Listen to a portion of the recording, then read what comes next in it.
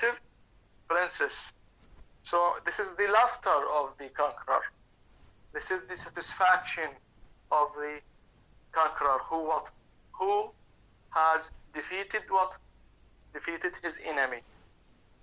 Who has kidnapped his enemy's what? Princess. Okay, do you remember last time this comparison? We compare bounded bee to what? To yes, we did. Yeah. So we can connect between that image and this image, and you can imagine the situation. He is the conqueror now, and this conqueror is what? Is enjoying what? His victory. He's enjoying his victory upon his enemy. Okay, so that's all for this paragraph. We move to Never Wonder. Thank you, Nudal. Never Wonder. Welcome, Victor. We move to Never Wonder to shed light on the industrial situation. Now we are going to shed light on people. We are going to shed light on people in general and Founder B's family in particular. Yalla, Duha. Yes, Doctor. Which page? First page. Sorry, which paragraph? First paragraph.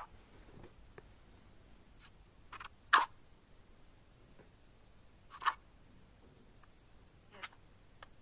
Can a job be sent here, boundary by? Asked Mr. Gradgrind. Certainly. No. Never Wonder. Let us strike Never Wonder. Never Wonder. Next chapter. Okay. Let us strike the keynote again before pursuing the tune. Which page, Doctor? 38? I don't know actually, because my book might have different numbering, but it is the beginning of the chapter. Never Wonder, next chapter. Yes. Chapter 8. I wonder. You cannot miss it. Yes. I wonder, Doctor, writing this. Never wonder what I wonder. Chapter 8. Yes, we find it. Yes? Yes, but writing this, I wonder, not never wonder. I wonder? No, cannot. Yes. Do you have it, I wonder, in your books, students? Never wonder. Never wonder. Okay, thank you. Yes, Doctor. Yes, Doctor, I found it. Yes. What? Yes. منين جبتيها I Never wonder. Herein lay the spring of the marginal art and misery of educating the reason without stopping to the soul. هذه ما موجودة. ضحى. It is not there. Not there. Check it please. Yes. Thank you. Fatma Mardan. Yes, sir. Never wonder. Let us strike the key not again before parsing the tone. When she was half a dozen years younger, Louisa had been overheard to begin conversation with her brother one day by saying, "Tom, I wonder, Owen," which Mr. Grandrund, who has the person overhearing, stepped forth into the light and said,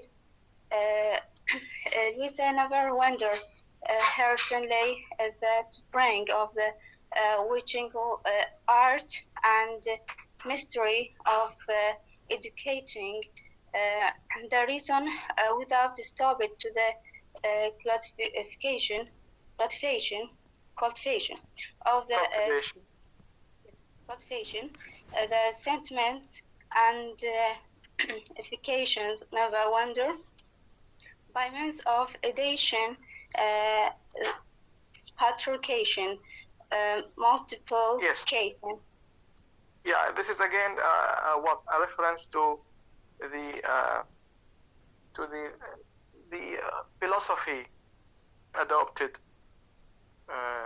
by the majority in the industrial time.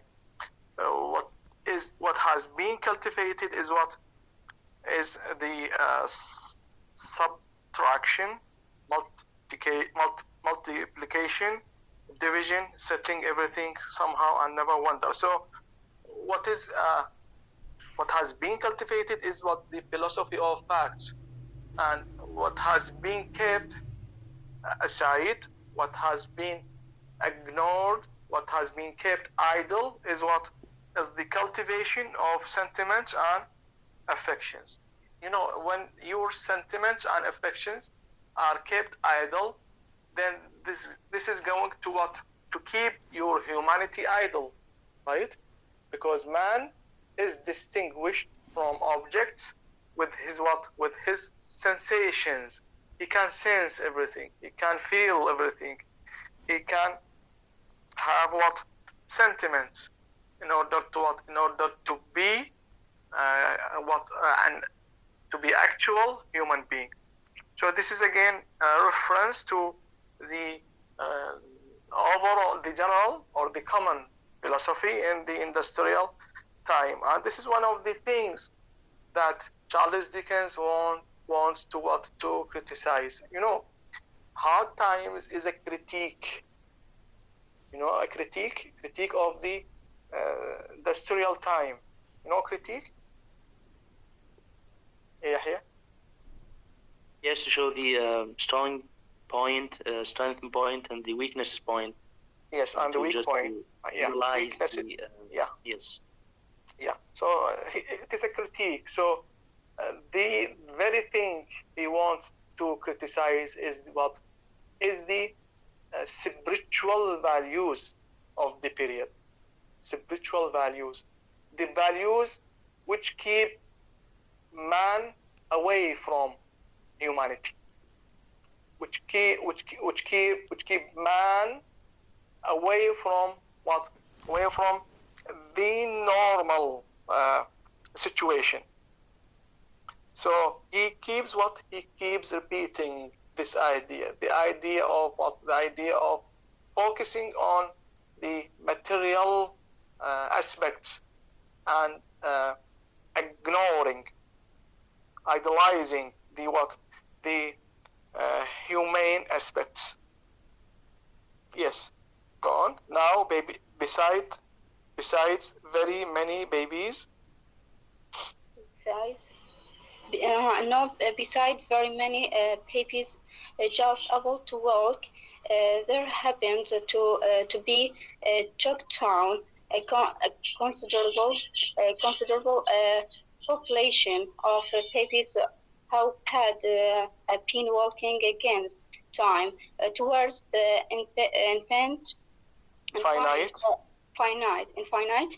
world 20, 30, 40, 50 years and more. This is Portintos infants pink alarming creators to still about in any human society. Who are the babies? Who are the babies? Are they really babies, or babies denote something else? What do you think? See, a population of babies who had been walking against time towards the infinite world.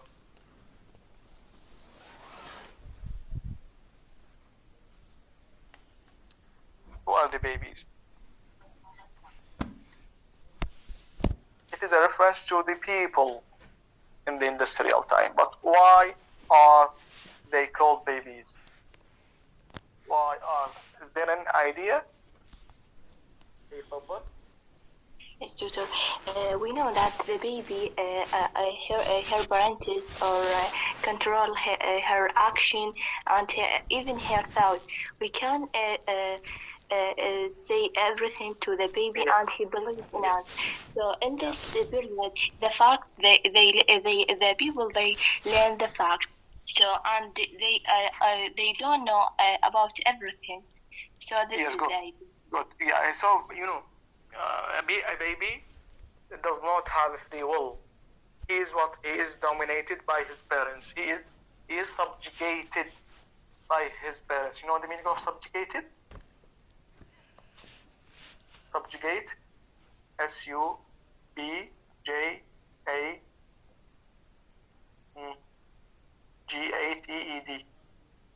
Yahya? Yes, Abbas, father. Thank you.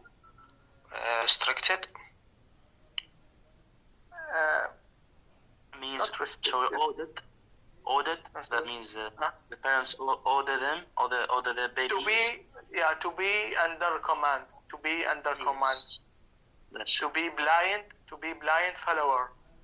Under command. So people are subjugated under what? Under the will of the machine, under the will of the material philosophy, and they are rush towards the infinite world. Rush, as if they are racing, racing towards the infinite world. The word of what? The word of money, the word of gain, the word of materialism. So babies are a reference to people in the industrial time who lack free will. Yes. Go to the next page. There was a library in Cooktown.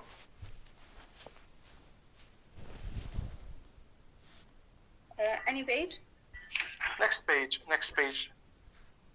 Directly the next. There was the fourth paragraph.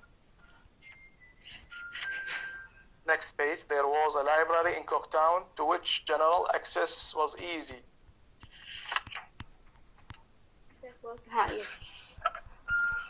There was a library in Cooktown to which general access was easy. Mr. Grant Grantley tormented his mind about what the people read in this library.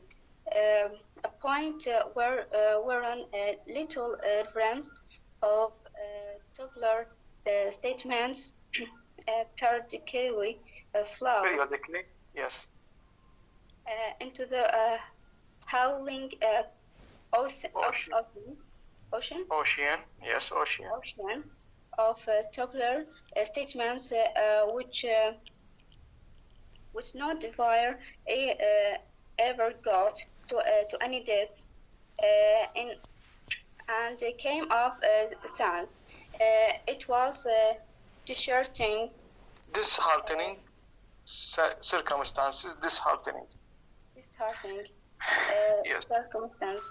But means what? Sympathetic circumstances or circumstance. Sympathetic, sympathetic. Yes, Surah? Sympathetic mean to be a sympathy. To raise sympathy. Yes. To raise sympathy, yes. But melancholy fact. Yeah, go on. Fact. Yes, that even those readers persisted in wondering. They wondered about human. By the way, who wonders? Who wondered? Why do you wonder? You know the meaning of wonder? Hey, Mariam?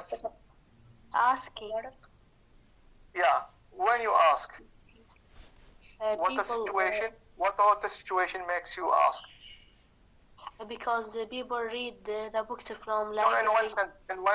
in one word. If you go somewhere, then you will ask there about the destination you want to reach. So this means that you are what?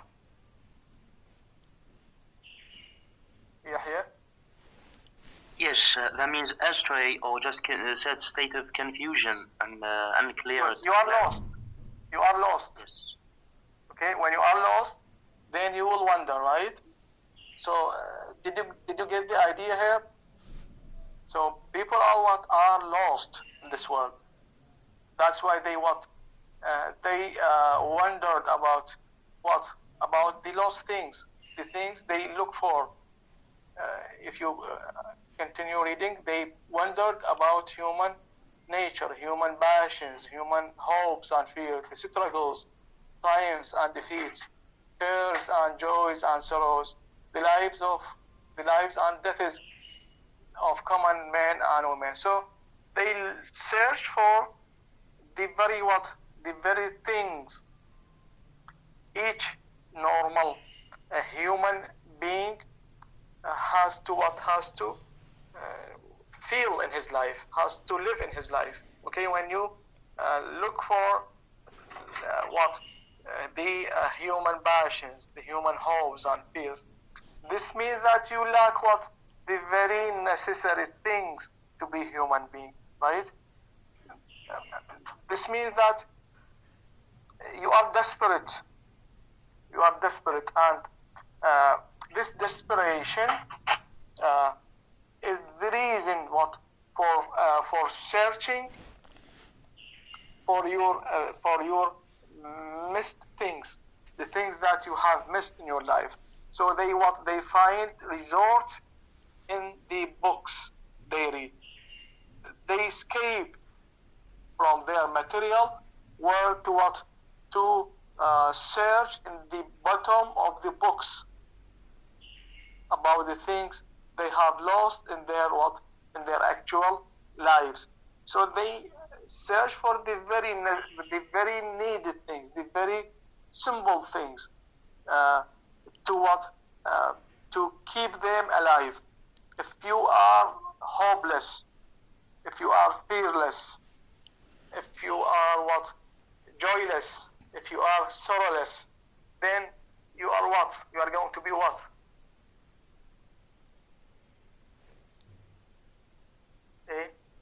Dora? You're going to be desperate, looking for any chance to have freedom. Just what? Yeah. Just what? Desperate. Desperate. Yeah, but if you lose these things, to be fearless, to be joyless, to be sorrowless, to be hopeless, to be, etc., etc. Then your humanity. Yeah, you lack your humanity. You are going to be what? A machine, right? Yes. You are going. So they look for these things in the books. This means that they are what? They are lost in their life. They are lost in their lives. Okay? So they attempt to recompensate or compensate the missing things in the bottoms of the box. Yes. Go to the next paragraph. I am sick of my life. The beginning of the chapter is concerned with the Cocktowners in general. The Cocktowners, you know Cocktowners? People who live in Cocktown. Yes. Now we move to Bounderby's family, Louisa and Thomas. Yes. I'm sick of my life. I'm sick of my life. Yes. I'm sick of my life, Law. I hate altogether, and I hate everybody except you. Say the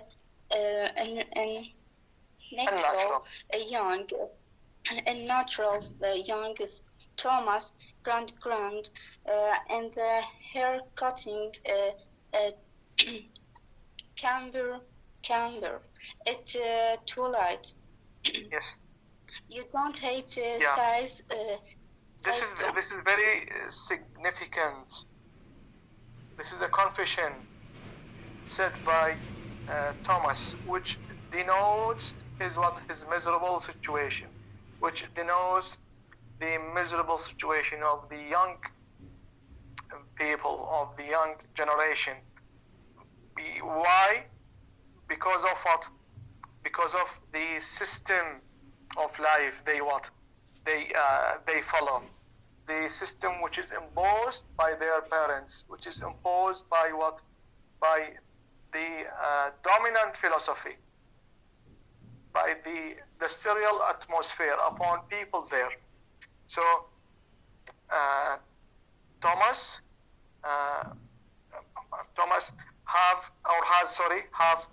has reached that degree of desperation, that degree of hopelessness, and now he confesses to his sister about his miserable situation. So he hates everything. He hates life, right? And we said this is because of what? Because of the sort of the philosophy imposed by their parents. This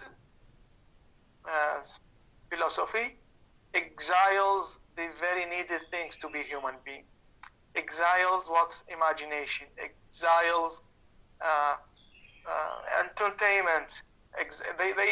Their childhood is what? Is exiled by what? By letting them follow only one thing, following only the system of facts, to be practical in everything. You know, when your childhood is what? When you lack your time to live as a child, then this will create what? A sort of a crack in your character. You know, crack? Psychological crack. Yes, Fatma? Fatma Mardan?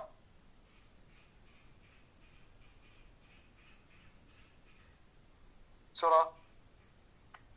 Yes, يعني نوع من الصدع or صدع. Yes, good. Yes, it is a psychological defect. You know, defect. Yeah. So this will have some consequences in the future. Man should live normally. Man should live his early childhood, his youth normally. One cannot jump over these natural periods in one's life. So Louisa and others, Thomas and others, were not given the chance to live their childhood. They were needed to be practical from early life, from their childhood, and this will not keep them normal. They would suffer because of what? Because of this system which has deprived them of being children. Yes. Go on. Yes. I hate to be obliged. I had to be obliged to kill her job, and she hates me, said Tom mildly. No, she doesn't, Tom, I am sure. She must, said Tom. She must just hate and detest the whole set out of us. They will bother her head off, I think, before they have done with her. Already she is getting as tall as wigs and as heavy as I am young. Thomas expresses this is sentiment, sitting astride of chair before the when your needs are suppressed, you know, suppressed. What does mean suppressed?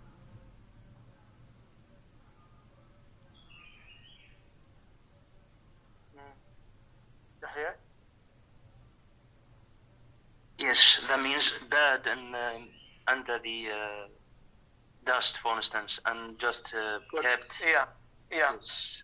So you will live what? You will live in what? In a troubled state. So their childhood is suppressed. Their childhood is suppressed. Even they are not allowed to call each other by the names they like. Sissy or Tom is not allowed to call Sissy Sissy, but he is supposed to call her Jube, right? So this is a system which has deprived the children, which has suppressed children. They are not given the chance. They're not given the time to play and enjoy. No, this period in man's life has its circumstances, has its needs. These needs are to be satisfied. The needs of childhood are to be satisfied. Otherwise, you will what? Otherwise, the suppression of the oppression of these needs will bring some troubles in the future, in their early childhood and in the future. And we will see next time. We will see the bad impact, the negative consequences that this sort of philosophy would bring to the children. Now go to 2 paragraphs per word, because Tom said his sister.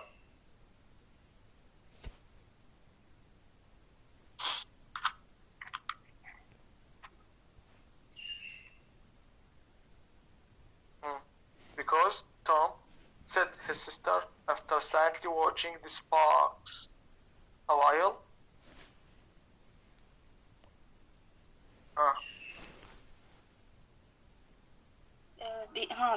Because Tom said his sister, father, silently watching the break a while. As I get older. Yes, go on. I get older and never growing up. I often sit wondering here and think how unfortunate it isn't for me that I can't reconcile.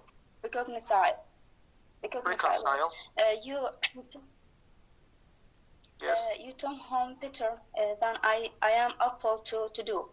I don't know that other girls now. I can't play to you or sing to you. I can't talk to you so as to enlighten your mind, for I never see you see any. Now, they are what they are. They are not given the chance to live normally. I don't know what other girls know. I can't play to you or sing to you. I can't walk to you. You see now, prohibitions. There are some prohibitions. There are some warnings imposed by their parents. They should not exceed them. They should not exceed the lines. They are given some lines. They should not exceed. So this sort of suppression gives them no time to live normally. That's why they grow up in a wrong way. They grow up in a wrong way, and this sort of education, this sort of breeding has left a psychological crack. They are now miserable. They are now desperate youths because of what? Because of their early childhood, because of the system of facts they should follow,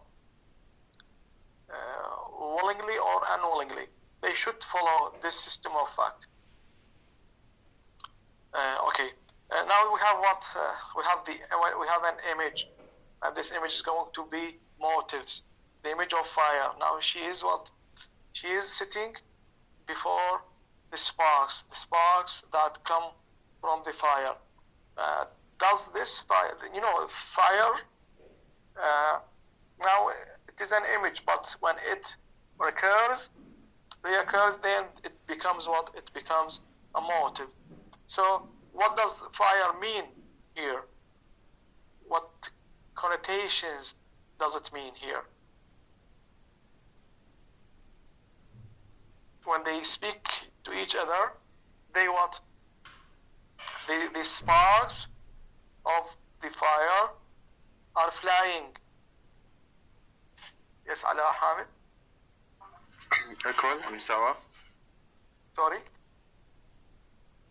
المساواة, equal. No, fire means something else. Fire, this means nar. I know. That's why I know. It means not. Of course. I mean the connotations of the fire. The things that are connected with the fire here. Fire here reflects their inner state, inner psychology. Their souls are what?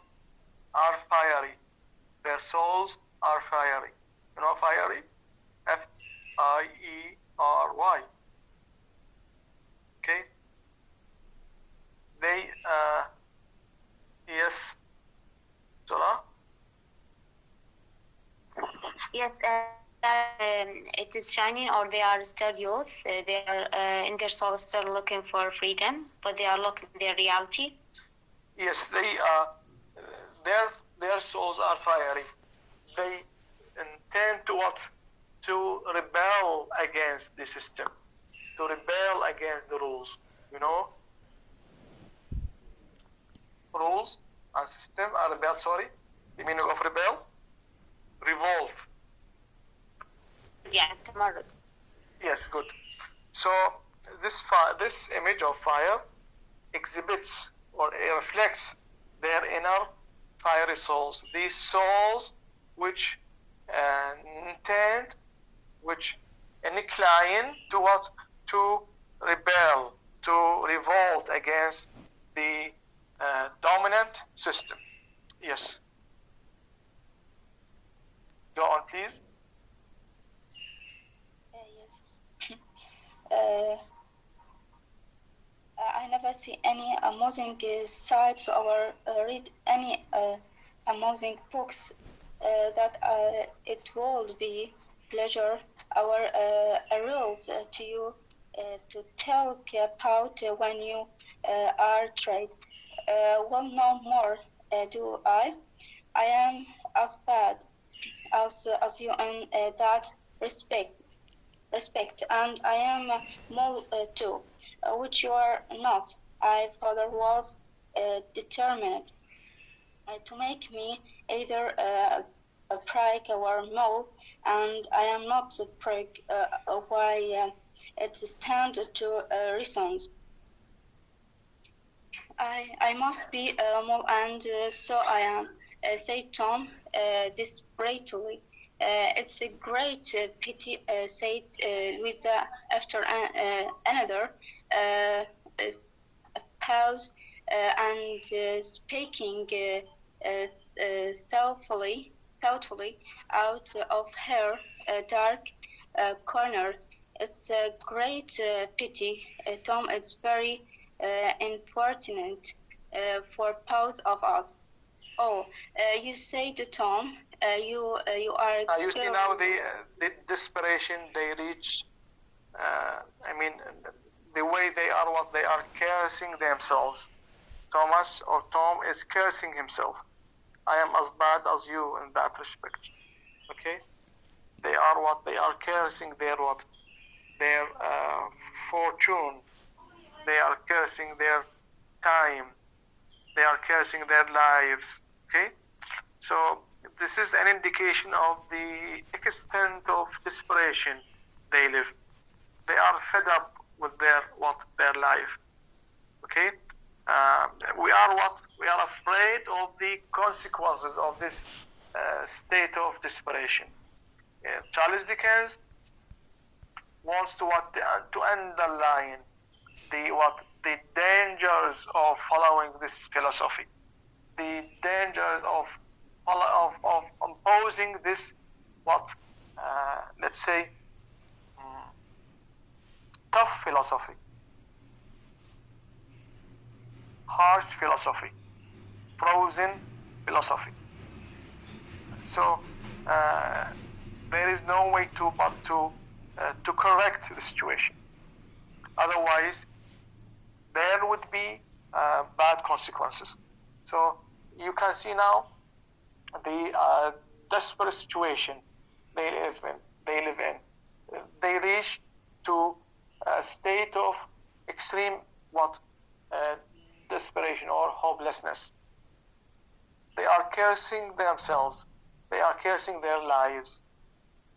Okay, and this would bring them some complexities, some complex plannings and ideas, and we see right now. Go to the next page. Oh, said Tom, if it is secret, it is not far off. It is you. Yes. Oh, said Tom, if it is secret. Yes. Oh, said Tom, if secret, it's not far off. It's you.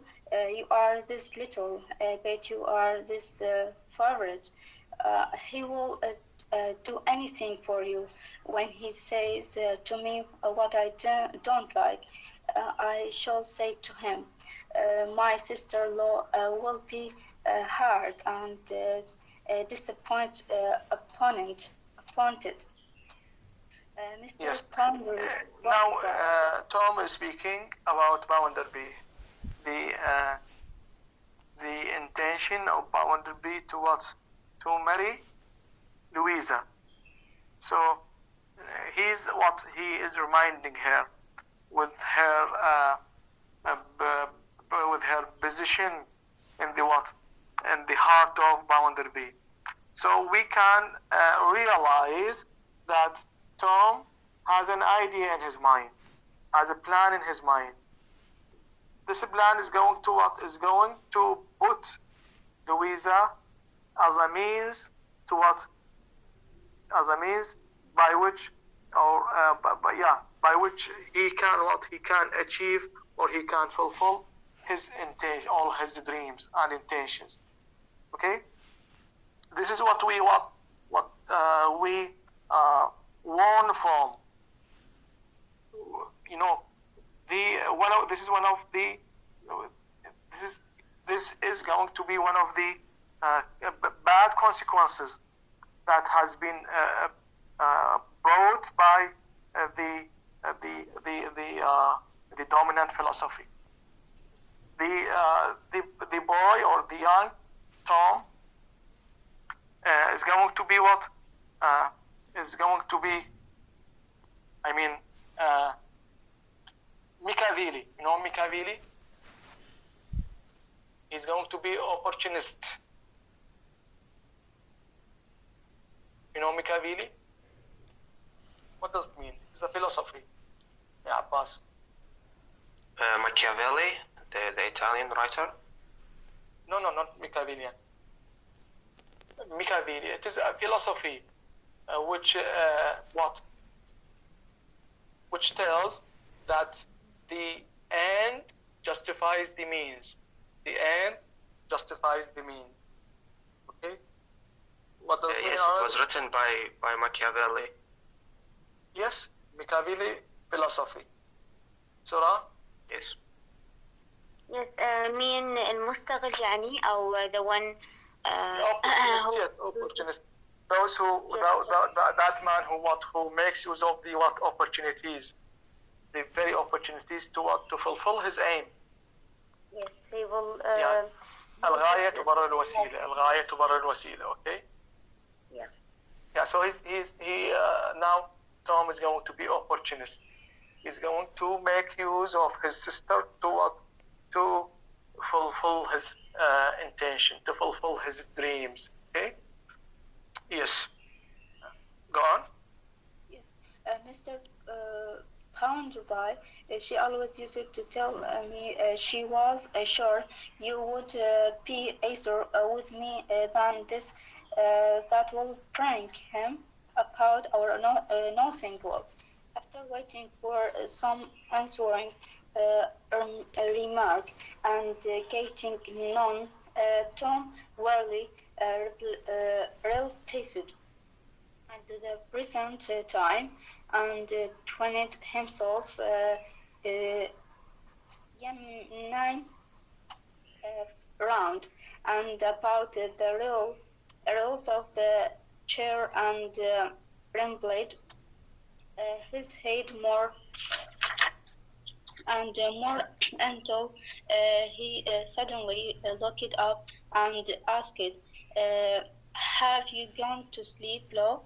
No, Tom, I am looking at the fire. Yeah, again, we have the motive of the fire. Okay? Yes. The motive of the fire. I am looking at the fire. Yeah. You seems to find more to look at than ever I could find, said Tom. Another of the advantages I supposed of being a girl, Tom inquired his sister slowly, and his chorus. Yeah, you see now you seem to find more to look at it than ever I could find, said Tom. Another of the advantages, you see. Now he is after what? He is after the advantages of marrying Louisa from Bounderby. I suppose of being a girl, right? So he's trying to what? He attempts to what? To convince her to marry whom? To marry Bounderby. He's looking after the advantages. He's not looking after what? Anything else. He's not after the advantages, the humane advantages, but he's after the material advantages. He's not after her happiness. He's not after her what? Prosperity. He's not after her satisfaction, but he's after what? He's after the material gain. He's after wealth. He's after money, because Bounderby is a wealthy man, and marrying Louisa, this is going to bring him some advantages, some material advantages. So he's after these advantages. You see now the way he thinks, the way Tom thinks, the way Thomas plans. Okay, is planning his intention is away from the very needed things to be a human being, to be faithful brother, to be compassionate brother. Okay, he is thinking as if Louisa is a tool, is a means by which he can get his own advantages. Yes. We move to the next chapter, Sissy's progress. Now, as you know, that Sissy is a unique character who is set in contrast to other characters, the characters who are in her age, Louisa and Thomas. Sissy is left to live normally. She is left to grow up normally. She is not kept in that prison, the prison which is imposed by the material philosophy, the philosophy of facts. So her response to this philosophy shows that she's away from the word of facts. She's unable to adapt herself to understand this philosophy, to accept this philosophy, to perceive this philosophy, the philosophy of facts. That's why she is stumbling in her study. You know the meaning of stumble? What does mean stumble? S-T-U-M-B-L-E. Sarah?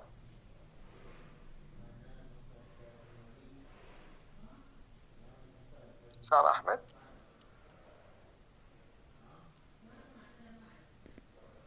تفضل. دكتور يعني تتعثر أو يعني فدشي إنه مو جيدة بالدراسة Yes. الحقائق Yeah. She's stumbling in her study. So her failure in this school of facts, is going to be success in the future. And others' success in the school of facts is going to be what? Failure in the future. You know the idea? Yes, we get it. So Sissy is set against. She's one of what? She's one of the favorite characters to Charles Dickens in the novel. Sissy is one of the favorite characters in the what? She's a model character, a model who's or who needs to be followed. Who needs to be followed. Yeah. So please, let us read. Yes. Somebody else? Yes. يلا عباس فاضل. 2 pages after the title, page title. Sissy's progress. Yes. Sissy Job had not an easy time of it between Mr. 1 minute. I am almost ashamed. Said Sissy. Reluctance. Where? 2 pages after the title. Page and a half. 1 page and a half. Oh, okay. I am almost ashamed, said Sissy, with reluctance. But today, for instance, Mr. M. Chuckomchild was explaining to us about natural prosperity. National, I think it must have been, observed Louisa. Yes, it was. But isn't it the same? She timidly asked. You had better say national, as he said so, returned Louisa with Dry reserve. With her dry reserve, national prosperity, and he said, now this schoolroom is a nation, and in this nation there are 15 millions of money. Isn't this a prosperous nation?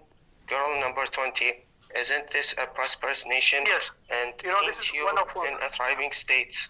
Yeah, this is one of the questions raised in the class of facts. One of the theories, one of the financial theories about prosperity, the national prosperity. So now Sissy is telling her what difficulties in understanding the situation, in understanding the theories. Yeah, go on. What did you say? Asked Louisa.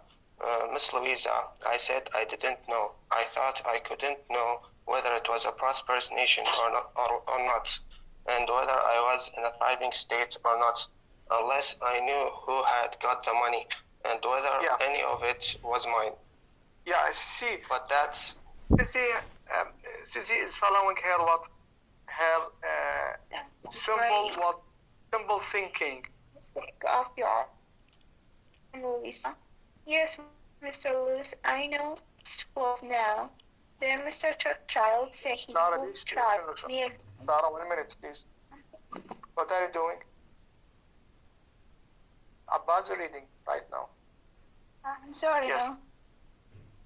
So the question is about national prosperity. So there are 50 millions of money, and isn't this prosperous nation? Girl number 20, isn't this prosperous nation? So according to Chacom Child, prosperity is what is measured in terms of what? In terms of money. This is according the material philosophy.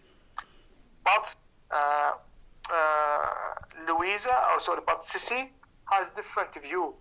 She is following her own view, her standards. You know the meaning of standards? What does mean standards? Yahya? Yes, yardsticks and these Sorry? norms. Yardstick and norms. Norms Yes. and Yes. yes. Yeah, measurements. Okay? Her own standards, the basic notions, her own basic notions by which she can measure everything. She's following her humane standards. She's not following the material standards. So it does not mean it means nothing whether 50 millions of money are there. So prosperity is not measured in these terms, the terms that are followed by the material philosophy. But she has different her own and her innate standards, her humane standards. Her humane standards tell something different. The answer would be different from the normal answer. The normal answer which follows the standards of the material philosophy. Her own answer would be different because her answer is based on her humane standards. Okay, so she replies differently. Why did you say? Asked Louisa. Miss Louisa, I said I didn't know. I thought I could not know whether it was prosperous nation or not, whether I was in thriving state or not, unless I knew who had got the money and whether any of it was mine. So prosperity and happiness is not measured in terms of money. This is the answer. This is the answer given by Sissy. So happiness is not measured in terms of money. Prosperity is not measured in terms of money. It is not based on the accumulation of wealth. Happiness is not measured by the accumulation of wealth, but it is measured with something else. This is the answer of Sissy. Yes, that was a great mistake of yours. Where? It was not in the figures at all, said Sissy, wiping her eyes. That was a great mistake of yours, observed Louisa. Yes, Miss Louisa, I know it was. Now then, Mr. M. Chuckenchild said he would try me again, and he said, this schoolroom is an eminence town, and in it there are 1 million of inhabitants, and only 5 and 20 are starved to death in the streets in the course of a year. What is your remark on that proportion? And my remark was, for I couldn't think of a better one, that I thought it must be just as hard upon those who were starved, whether Yes. the others were The a same million idea. or a million. The same idea is repeated here. Yeah. So if the minority is is starving, and the majority is is enjoying money, does this matter? According to Sissy, yes, it matters, because it is no matter how much people are enjoying wealth, but the matter is when people are starving. Have you got the point? Again, her own standards, her human standards give the answer. Everything is based on what? On her own innate and humane standards. The needed standards which make a human being, a real human being or actual human being. So all the answers given by her are based on their humane standards. Yes. Next page, next paragraph. Yes, Miss Louisa, they always remind me of. Yes, Miss Louisa, they always remind me of stutterings, and that is another of my mistakes, of accidents upon the sea. And I find Mr. M. Chuckomchild said that in a given time 100,000 persons went to sea on long voyages, and only 500 of them were drowned or burnt to death. What is the percentage? And I said, Miss, here Sissy fairly sobbed as confessing with extreme contrition to her greatest error. I said it was nothing. Nothing, Sissy, nothing, Miss, to the relations and the friends of the people who were killed. I shall never learn, said Sissy. And the worst of all is that although my poor father wished me so much to learn, and although I am... even 500 of them were drowned or burned to death. So according to, now she has responded according to what? According to the philosophy of numbers. And she said that it was nothing, and she realizes that she has done what? She has done a mistake here, because has followed what? In her answer has followed the philosophy of numbers, the statics. Okay, that's all for today. We're going to stop right now at this part. Next time we are going to deal with the next 4 chapters, starting from chapter 10, Stephen Blackpool, up to chapter 14. 14 would be included. Stephen Blackpool is one of the essential characters in the novel. He represents the ego of Charles Dickens. He's a model character. He's a Christ-like character. So from chapter 10 up to chapter 14. Any question, please? Any question, please? Okay. Write your names in the links, and see you next week.